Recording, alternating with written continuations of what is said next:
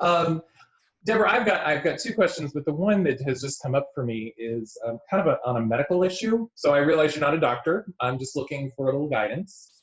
I've had last February I had my first root canal. I've only had about 2 cavities in my life, and I thought, okay, fine. You know, I'm over 50, so this is good. My issue that came up is the lower part of my tongue, right near that root canal, was irritated, and we thought they just kind of filed down the filling from the root canal, thinking, you know, this would be it, and I'd let it go. It's been sensitive ever since, and it kind of goes away and comes back, and it's very sensitive to certain things that I eat. I had a biopsy just done, and there's a very superficial type of cancer there that I'm going to have taken a look at. I guess I'm looking for you to see if you see any type of prognosis. Cancer does not run in my family.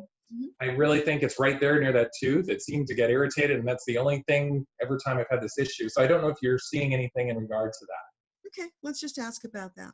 What can you tell David about this sensitive tooth? Is it cancer? Well, your guides are saying it's not cancer. Okay. What I'm getting, David, is that just because they told you that doesn't mean you have to accept and believe it. Doesn't mean you ignore it.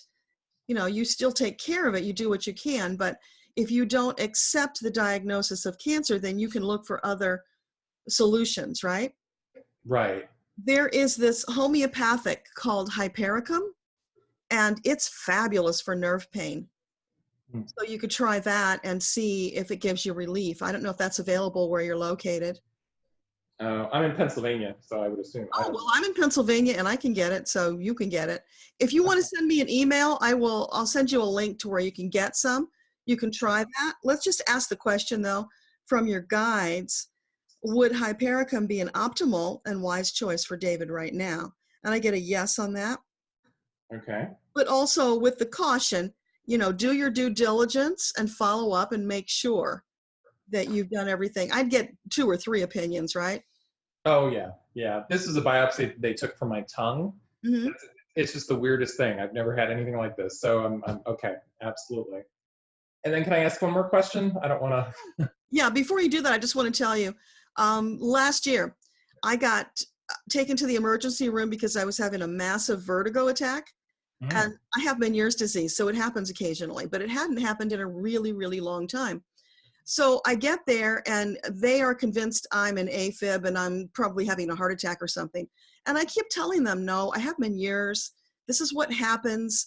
I can't open my eyes because the room and the world is spinning. They wouldn't believe me. I spent 12 hours being tortured in the hospital because they wouldn't give me something to stop the vertigo because it would affect my heart. Yes, I spent the whole night talking to Metatron, not believing them, and, you know, asserting that it was just vertigo and it would, when I finally fell asleep, it would go away. And sure enough, when I finally did go to sleep after they stopped torturing me and I woke up, it was better.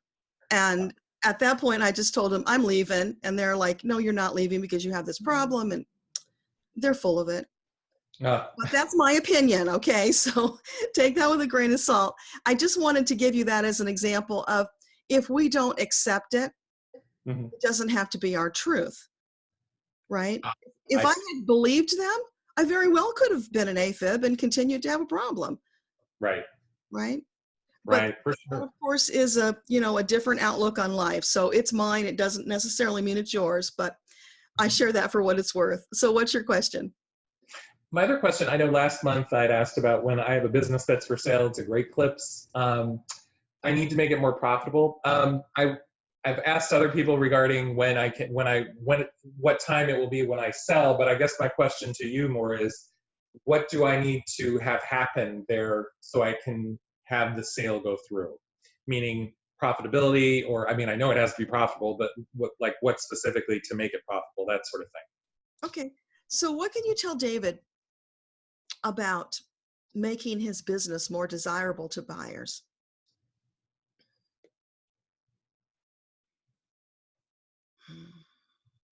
The word that's coming up is enticing. What kind of business is it? It's a Great Clips. It's a discount hair salon. Okay. All right. So a hair salon. So enticing. How can you make it like give it that magical touch so that it has this energy and this sparkly feel that it's like when they see it, they encounter it, they start salivating because it's so enticing and they just want it. That's what's missing. And I know that's kind of an, ethereal thing, but what can you do to jazz it up to make it feel more desirable? And that might be, like cosmetic changes. Maybe it's just the energy of the place itself. I don't know, but there's something there. Is that helpful? Should we ask for more? If you could ask for more, yeah. It's a franchise, so I can't really do much more than what I've done inside. Okay. So he's limited about the sparklies. So what can he do? How do you feel about this business? I'm done with it. I think it served basically its purpose in getting me to Pennsylvania, to be frank, and I'm ready to move on to other things.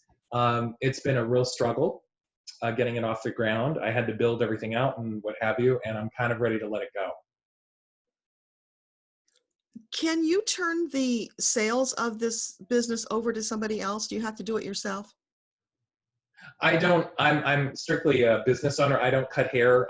I'm not there day to day. I have a manager who is in training and corporate. No, I mean actually selling the business.